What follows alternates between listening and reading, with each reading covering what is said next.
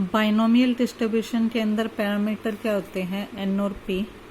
अब हम binomial distribution के अंदर जो मीन और वेरिएंस यूज करते हैं, मीन क्या यूज करते हैं बाइनोमियल डिस्ट्रीब्यूशन के अंदर, मीन एनपी। मीन हम बाइनोमियल में क्या पढ़ते हैं,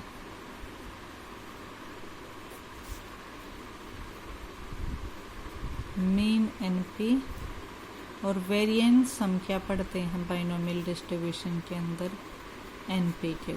तो मीन एनपी कहाँ से आया है और वेरिएंस की वैल्यू एनपी क्यू कैसे आई है वो डिफाइन किया इसके अंदर। ये पेपर के लिए इम्पोर्टेंट क्वेश्चन है कि बाइनोमियल डिस्ट्रीब्यूशन के अंदर जो पैरामीटर एनपी यूज करते हैं उसमें मीन और वेरिएंस को एक्सप्लेन करो, ड्राइव करो, या फिर ये पूछ सकता है कि प्रूफ करो कि मीन की वैल्यू एनपी आएगी और वेरिएंस की वैल्यू एनपी क्यू आएगी। तब जब बाइनोमियल डिस्ट्रीब्यूशन आप करते हो तो उसमें probability x equal to x क्या होती है, एन सी एक्स पी की पावर एक्स क्यू की पावर एन माइनस एक्स। अब अगर स्मॉल एक्स की वैल्यू 0 हो जाए तो इसकी वैल्यू क्या आएगी, एन सी 0 पी की पावर 0 क्यू की power n minus 0। N C 0 की वैल्यू 1 होती है, 1 इंटू किसी भी नंबर की 0 पावर भी 1, तो यहाँ क्या बचा, क्यू की एन, यानी ये क्या आ गया, क्यू की पावर एन। क्लियर। यानी जब x की वैल्यू 0 हो तो प्रोबेबिलिटी क्या डायरेक्ट क्या हो जाती है, क्यू की पावर n। ऐसे ही जब x की वैल्यू 1 है तो उस केस में क्या होता है, एन सी 1 पी की पावर 1 क्यू की पावर n माइनस 1। जिसको आप सिंप्लीफाई अगर करोगे तो वैल्यू क्या आएगी, तो इस केस में एन सी 1 की वैल्यू होती है n, p की पावर 1 यानी p, q की पावर n माइनस 1। तो ये क्या आ गया, जब प्रोबेबिलिटी x इक्वल टू 1 होती है तो क्या बन जाएगा, n p q की पावर n माइनस 1। ऐसे ही अगर हम प्रोबेबिलिटी x इक्वल टू 2 के लिए निकालेंगे तो वो क्या आएगी, n C 2 p square q की पावर n माइनस 2। इसको अगर हम थोड़ा सिंप्लीफाई करें तो एन सी 2 क्या होएगा, n factorial 2 factorial n minus 2 factorial, यहाँ p स्क्वायर क्यू की n माइनस 2। इसको अगर हम सिंप्लीफाई करें 2 फैक्टोरियल तो 2 आ गया, नीचे n माइनस 2 फैक्टोरियल ऊपर n फैक्टोरियल, तो क्या लिख सकते हो, n into n minus 1 into n minus 2 factorial upon में क्या आ जाएगा, n माइनस 2 फैक्टोरियल इंटू में p स्क्वायर क्यू की power n minus 2। n minus 2 factorial cancel, simplify किया तो क्या आया, n minus 1 by 2 p square q की n minus 2 up to so on. जैसे x इक्वल टू 0 के लिए निकाला, 1 के लिए निकाला, ऐसे ही x इक्वल टू 2 के लिए अप टू सॉन। लास्ट में हम निकाल रहे हैं probability x equal to n के लिए क्या आएगा, एन सी एन पी की पावर n क्यू की power n minus n। N C n की वैल्यू हमेशा 1 होती है, p की पावर n क्यू की पावर n माइनस n यानी 0, किसी भी नंबर की 0 पावर क्या हो जाएगी, 1। तो सिंप्लीफाई किया तो क्या आ गया, p की पावर n। क्लियर। तो यहाँ हमने x इक्वल टू 0 से लेकर x इक्वल टू n तक की सबकी प्रोबेबिलिटी निकाल ली बाइनोमियल डिस्ट्रीब्यूशन के फॉर्मूले की हेल्प से। क्लियर है। तो यहाँ से जब हमने x इक्वल टू 0 लिया था तो उसकी प्रोबेबिलिटी हमारी क्या आई थी, q की पावर n।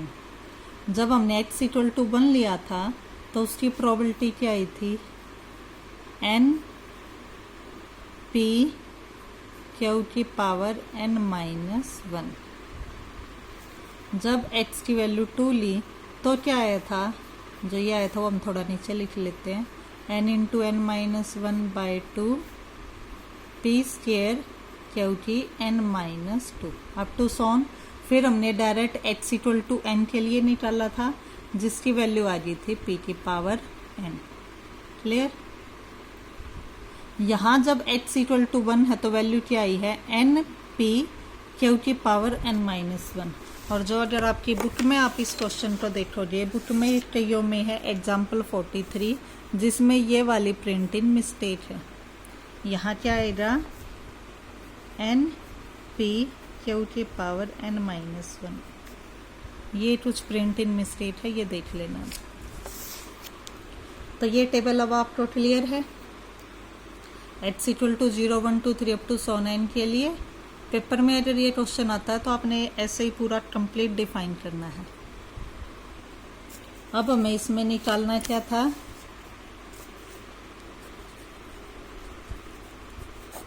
मीन निकालना था। क्या प्रूफ करना था कि मीन की वैल्यू किसके इक्वल है, एनपी के। तो मीन का फॉर्मूला लेके चले। मीन का फॉर्मूला क्या होता है, summation P x upon summation P. तो ये F x upon summation F होता है, क्योंकि यहाँ पे वो फ्रीक्वेंसी होती है, और एफ की जगह यहाँ पी यूज हो रहा है, तो summation P x upon summation P. अब समेशन पी की वैल्यू, समेशन पी यानी टोटल प्रोबेबिलिटी, यानी इन सबका सम। टोटल प्रोबेबिलिटी क्या होती है, टोटल प्रोबेबिलिटी 1, तो समेशन पी की वैल्यू तो क्या है 1। तो यहाँ से ये वैल्यू क्या बन गई, x bar equal to summation P x upon summation p था। समेशन पी यानी टोटल प्रोबेबिलिटी वो होती है 1, तो सिर्फ ये वाली टर्म बची, summation P x. Summation P x का मीनिंग क्या हुआ कि आपने जो प्रोबेबिलिटी निकाली थी उसके साथ उनकी एक्स की वैल्यूज, यानी 0 into this, 1 into this, 2 into this, up to so on n into this. X वाली term multiply by their probability and then taking summation, यानी समेशन पी एक्स। तो जब आप ये निकालोगे समेशन पी एक्स, तो ये क्या आएगा, 0 इंटू क्यू की power n plus 1 into N P Q की power n minus 1 plus 2 into में n into n minus 1 by 2 P square Q की n माइनस 2, ये था plus up to so on last वाली टर्म थी n इंटू में उसकी प्रोबेबिलिटी p की पावर n। ये हो गया क्लियर। अब देखो इसमें फर्स्ट टर्म तो 0 इंटू समथिंग लो तो 0 होगी, उससे नेक्स्ट टर्म, इसको थोड़ा सिंप्लीफाई फॉर्म में लिखे तो n p क्यू की पावर n माइनस 1 प्लस इस 2 से ये 2 कैंसिल, क्या आ गया n minus 1 P square Q की n माइनस 2 प्लस अब टू सोन लास्ट वाली टर्म क्या है n p की पावर n। अब अगर हम सभी टर्म्स को ध्यान से देखें तो n कॉमन आ रहा है सभी में से, और p तो देखो यहाँ p की 1 पावर है, यहाँ 2, फिर 3, फिर 4, अप टू सोन p की n, तो एक सिंगल p भी कॉमन आ रहा है। तो पूरी टर्म्स में से हमने एन पी को कॉमन ले लिया। पहली वाली टर्म में से लिया तो क्या बचा, क्यू की n minus 1 plus n common ले लिया, क्या बचा n माइनस 1।